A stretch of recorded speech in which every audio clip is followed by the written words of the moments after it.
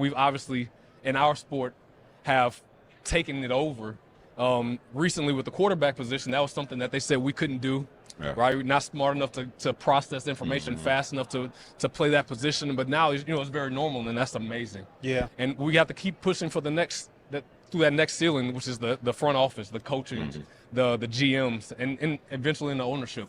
So, I'm grateful for my path. I'm grateful that I was able to do something that I think helped people, and I'm going to continue doing that. Yeah, it definitely was a memorable moment, and I'll just speak more so in terms of I'm a big social activist guy. I benefit off of what you guys started, and I'm talking about the Players Coalition. Like, all of that kind of developed because of what you guys did to bring attention to all of the matters that was happening in the Black community. Yeah.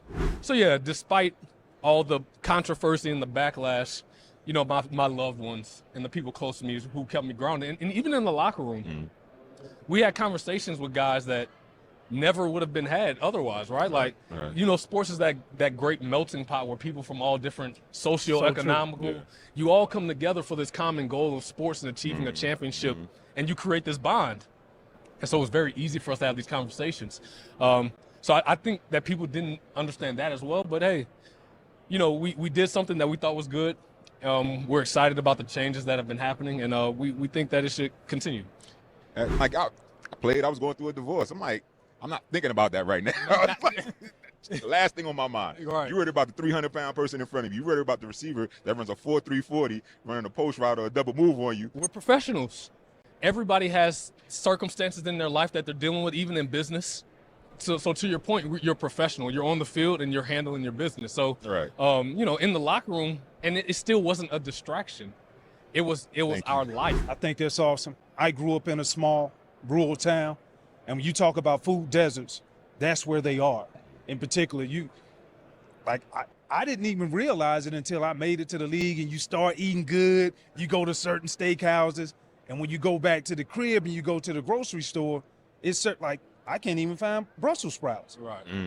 Like, that's typical vegetable in the city. Right. But it's things like that brought it to my attention, man. So salute to you and wish you all the best on your new venture, brother. It's obviously an interesting matchup. But I'm big bro. And so I gotta go with my little brother. He won it last year.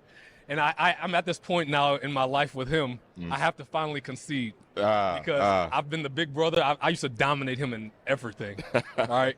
And now, he's gone so much further than I have in the sport. He's already won a championship. And so I got to go with him to get a second one. Respect. Well, we going to see. I'm going with them Niners, though, dog. I'm going with them. But, man, I appreciate the time, man. Keep setting that trail on fire, my brother.